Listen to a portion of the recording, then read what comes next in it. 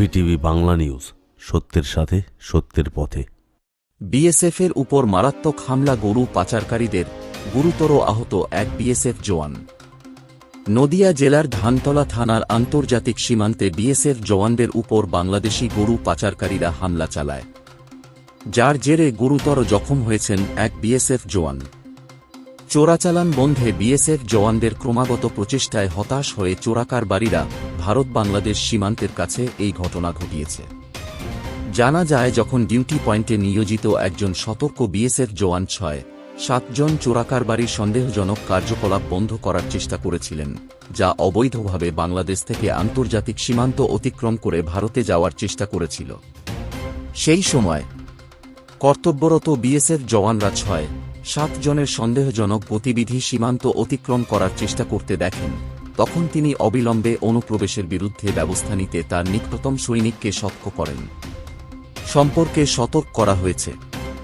এই সময় 3 থেকে 4 জন বাংলাদেশি চোরাকারবারী ধারালো অস্ত্র ও তার কাটার দিয়ে সজ্জিত হয়ে ইম্প্রোভাইজড বেড়া কেটে সীমান্ত রাস্তা পার হয়ে ভারতের দিকে চলে যায়। এই পয়েন্টে পোস্ট করা সৈনিক অনুপ্রবেশকারীদের থামতে সতর্ক করে এবং তাদের চ্যালেঞ্জ করে তাদের দিকে ছুটে যায়, কিন্তু চোরাকারবারীরা তা উপেক্ষা করে সৈনিকের দিকে আক্রমণাত্মকভাবে অগ্রসর হতে থাকে এবং তাকে ঘিরে ফেলার চেষ্টা করে।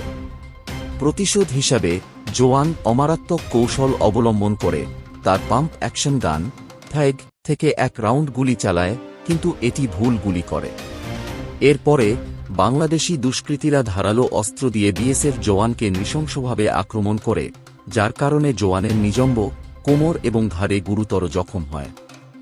আক্রমণ এতটাই শক্তিশালী ছিল যে সৈন্যের বেল্টও কেটে যায় এবং রাইফেল এবং ম্যাগাজিনটি ক্ষতিগ্রস্ত হয়, যার কারণে ম্যাগাজিনের সমস্ত গুলি ছড়িয়ে পড়ে। পরিস্থিতি গুরুতর দেখে তার সহযোগী তার পিএজি থেকে গুলি চালায়, কিন্তু ততক্ষণে বাংলাদেশি দুর্বৃত্তরা অন্ধকার ও ঘন ঝোপের সুযোগ নিয়ে বাংলাদেশে পালিয়ে যেতে সক্ষম হয়। আহত সৈনিককে প্রাথমিক চিকিৎসার পর অবিলম্বে কলকাতার এসএসকেএম হাসপাতালে নিয়ে যাওয়া হয়, যেখানে তার অবস্থা আশঙ্কাজনক।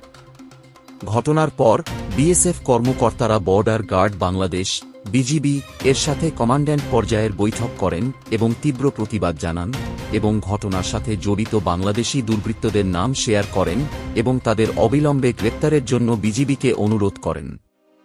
সূত্র জানায়, হামলাকারীরা বাংলাদেশের ঝিনাইদহ জেলার আন্তর্জাতিক সীমান্তবর্তী গ্রামের বাসিন্দা।